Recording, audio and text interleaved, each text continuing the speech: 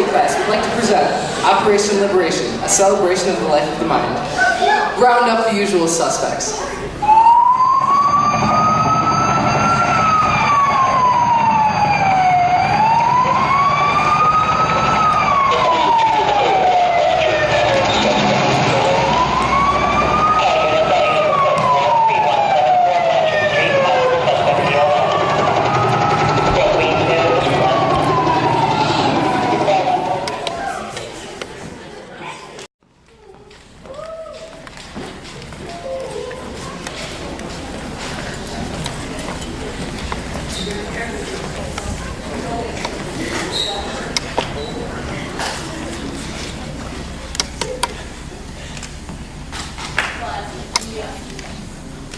Hi, I'd like to welcome everyone to Operation Liberation and thank you for coming. Tonight is meant to open minds and free your imagination. It's going to be a night of speeches, a bit of performance art, some videos, and we hope you enjoy it. First up is Christy Parker.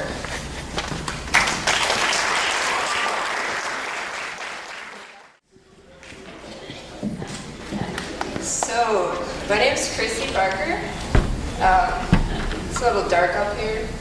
I'm going to be talking with you today about how I feel on traditional marriage. So the other day I was talking with my 6-year-old cousin. The conversation went a little something like this.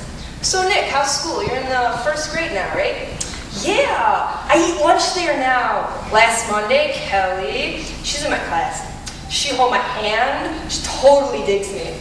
Oh, is she cute? Oh yeah, we're gonna get married. She told me to bring her a ring next week.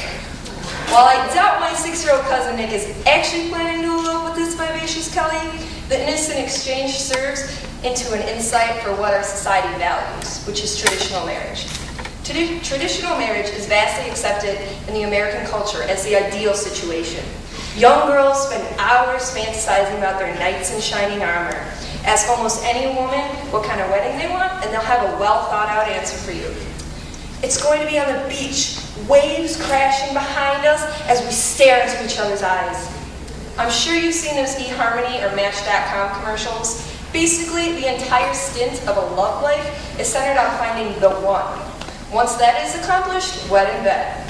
Society expects this of us. Any divergence from this blueprint is detestable and looked down upon. If I say cat lady, an image jumps into your mind. And what is she? Single, but not by choice. Someone to be looked upon with sympathy, but never someone to aspire to be. Be it a surprise or not, this concept isn't new. During the medieval era, a single woman of marriageable age was correlated with a witch, solely due to the fear of the unmarried woman. During the Elizabethan era, they were referred to as spinsters or old maids. Socially, both terms were regarded as highly insulting. So what I'm getting at is that traditional marriage, as far as Americans are concerned, is that as depicted upon in the Brady Bunch or Seventh Heaven. But I ask, is our culture flawed in how much importance we place on this marriage, on this cookie-cutter image of happiness?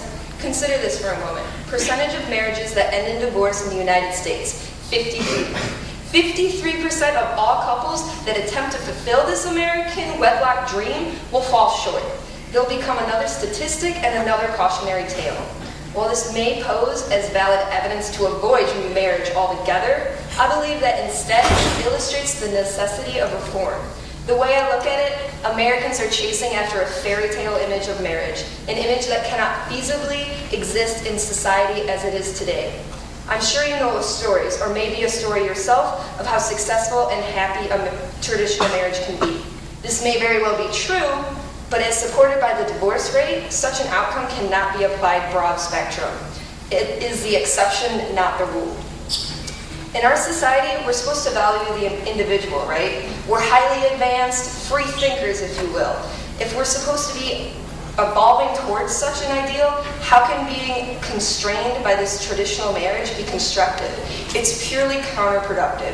The whole notion of a marriage is actually fighting our individual progress. People are not only being forced by our society into roles, but also given a guideline for what constitutes success and happiness in a marriage. Society pressures couples into attempting to align with such a cookie-cutter image, and that, right from I do, sets one up for divorce. So what options are we left with? There's clearly a problem. How do we fix it in such a culture that is controlled by the popular image? To tell you the truth, I don't know the answer. And if I were to stand up here and tell you how to fix this problem, wouldn't that be adding to the problem itself? What I mean is, we become such complex individuals that there cannot possibly be one right answer. If there were, it would be once more forcing such a diverse population to fit into one round peg hole, when in reality, we're a bunch of triangles and squares.